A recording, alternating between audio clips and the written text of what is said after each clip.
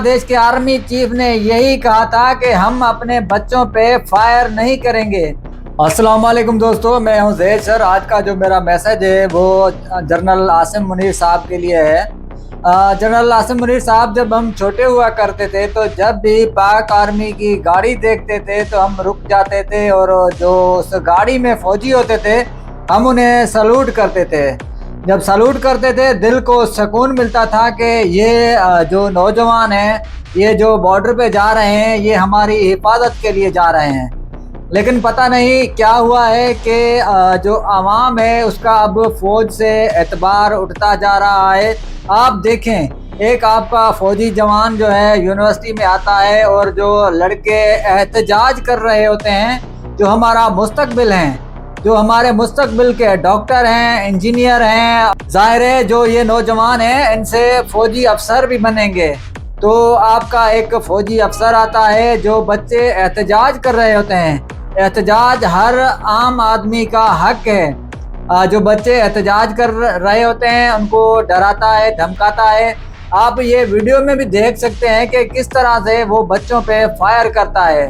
Field marshal साहब, आपको सोचना होगा कि जो आवाम इतना प्यार करती थी पाक आर्मी से इतनी मोहब्बत करती थी, रोड से पाक आर्मी की गाड़ी गुजरती थी तो छोटे बच्चे रुक के उनको सलाम करते थे। आज उन्हीं बच्चों पे जब आपके फौजी अफसर फायर करेंगे, इस तरह से उनकी तजलील करेंगे, तो ये क्या मैसेज जाएगा बच्चों के पास। जनरल साहब, आप इन सियासी पार्टियों को छोड़ के आप पाकिस्तान के लिए सोचें, पाकिस्तानी अवाम के लिए सोचें।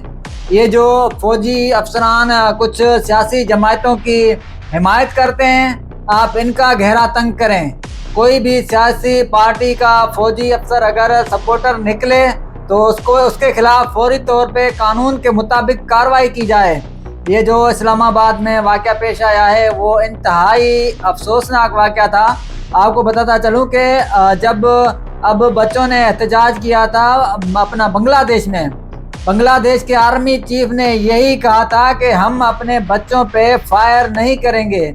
लेकिन आप देख रहे हैं कि हमारी यूनिवर्सिटीज़ में इस तरह से फौजी अफसर जाके बच्चों पे फायर भी कर रहे हैं, तो बच्चे आगे क्या करेंगे।